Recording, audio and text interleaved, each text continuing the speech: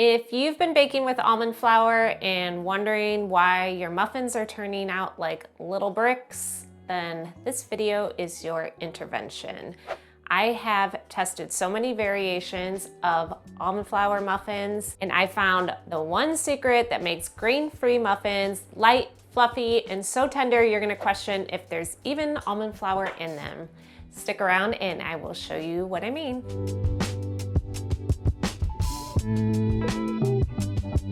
So the recipe itself is not hard at all. It comes together in a few minutes, but it's in the ingredients. So we're gonna start with a large bowl and 2 cups of almond flour, which is 184 grams. Now here's the thing about almond flour. People get drastically different amounts of almond flour depending on how they measure it. Like if you put it in a measuring cup and pack it down, you're gonna get a lot more almond flour. If you spoon it in and level it, you're gonna get a lot less almond flour. So when I write almond flour recipes, I will always include the grams just so you know you're making them how I intended them to turn out. This is the magic ingredient. It is a half a cup of tapioca starch, or it's called tapioca flour, which is 68 grams. Now, if you don't have this on hand, and it's pretty affordable, I just get mine on Amazon, you can also substitute coconut flour, you could do white rice flour or cornstarch. And what this does is almond flour it's not actually flour, it's just ground nuts, and it has a lot of oil in it. It also doesn't have any gluten in it, so there's nothing to bind it together. So this starch absorbs that oil, and it also helps act as a binder. Now that will give it a more tender structure. It'll give it a fluffier structure because it's not all weighed down by that heavy almond flour. Then for the leavening, we just have 2 teaspoons of baking powder and 1/4 teaspoon of salt, and then I'm just gonna mix that to combine. Before I move on to the liquid ingredients, I like to add my blueberries in now, just so you're not stirring them in at the end and then they have a tendency to get smashed. So I have 1 cup of fresh blueberries that have been washed, and then I just set them in a paper towel to absorb the water after washing them, and that's 150 grams. You can use frozen blueberries in this recipe too, but then you would just add them straight in frozen. And then I have a tablespoon of freshly grated lemon zest, and then I'm just gonna mix that so it's evenly dispersed. Now in a separate bowl, I'm gonna whisk together our liquid ingredients. So I have 1/4 cup of oil. You could use any oil you prefer. And if you notice, that's not a lot of oil for a muffin recipe because the almond flour has a lot of oil in it, so we don't wanna add a lot more in. Then for the sweetener, I have 1/4 cup of honey, which is 85 grams. You can use pure maple syrup. You can use a sugar-free alternative. I would probably use a liquid version of it, or maybe half liquid, half granulated too. You could do date sugar, coconut sugar as well. And then 2 large eggs, and then a teaspoon of lemon extract.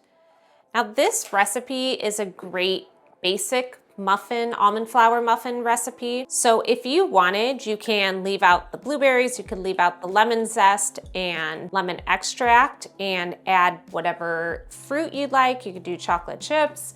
You could do any version you want and kind of change up the flavors, but then use the almond flour batter as is.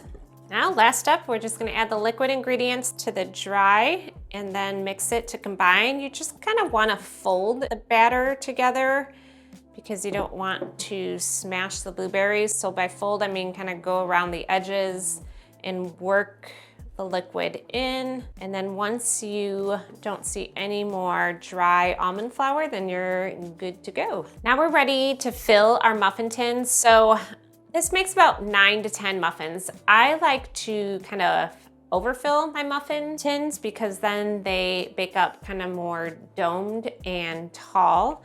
And then I love this thing. It's a 4 tablespoon trigger scoop, and it just makes dividing muffin batter so quick and easy. So you get about a level scoop and then drop it in.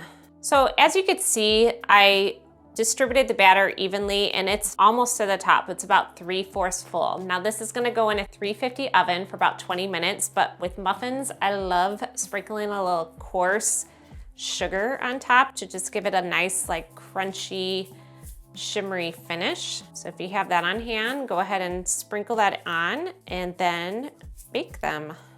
Look at these beauties. Oh my gosh. These are like the muffins that you would not guess that almond flour is in it, because it's not a typical almond flour recipe. I gotta show you the inside of it. The other great thing about almond flour is, since there's so much moisture in it, these stay fresher for a lot longer. They have a tendency to not dry out as quickly as like gluten-free flours do. And like I said, you can use this as your basic almond flour recipe, mix it up any way you like. You can swap out the berries, you could do chocolate chip version, chop up banana chunks and nuts and do a banana nut version. I can't hold this muffin any longer without trying it, so stay with me here.